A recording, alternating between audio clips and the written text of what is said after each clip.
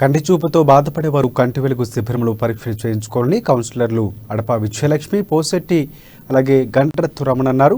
ప్రజలెవరూ కంటి సమస్యలతో బాధపడవద్దని ఉద్దేశంతోనే ప్రభుత్వం కంటి వెలుగు ప్రవేశపెట్టినట్లు తెలిపారు. నిర్మల్ జిల్లా కేంద్రంలోని చింతకుంటవాడ కాలనీలో 2వ విడత కంటి వెలుగు కార్యక్రమాన్ని వారు ప్రారంభించారు. ప్రజలు దీనిని సద్వినియోగం చేసుకోవాలని సూచించారు.